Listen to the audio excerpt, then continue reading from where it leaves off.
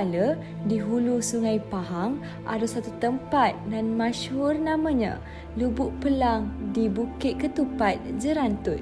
Bukan sebarang tempat, di sinilah bersimpul kisah pahlawan, darah putih dan makam diraja.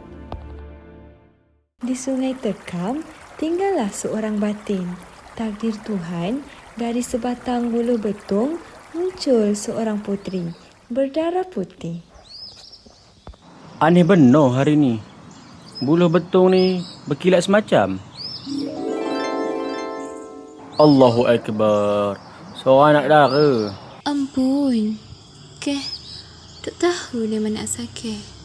Anak ni bukan sebarang anak. Darahnya putih.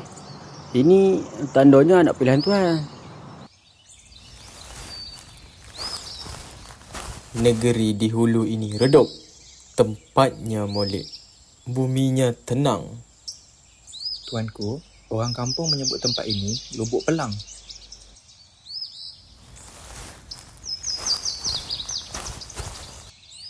Siapa anak dara ni? Ampun tuanku. Puteri ni muncul dari buluh betung. Kalau begitu takdirnya, beta mahu puteri ini sebagai permaisuri.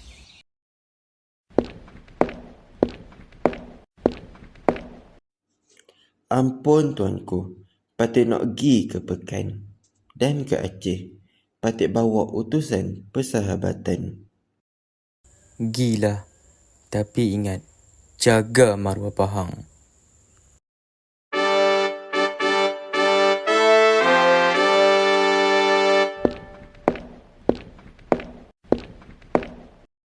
Lambak ni wangi, halus.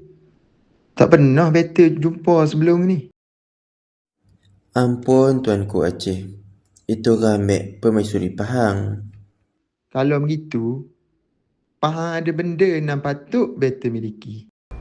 Maka dengan itu, bermulalah perang demi mendapatkan puteri buluh betung.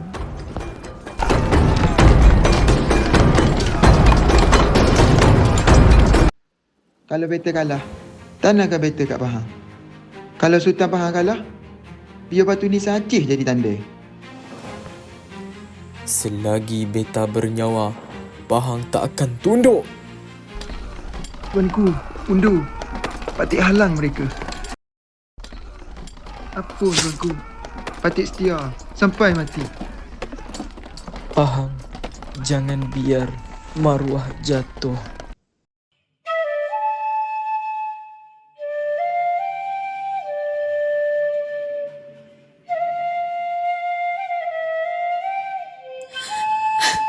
Tuanku, kalau tuanku tak ada, untuk apa patut hidup? Tak ada guna awak hidup. Bumi Pahang, patut serahkan darah patih padamu.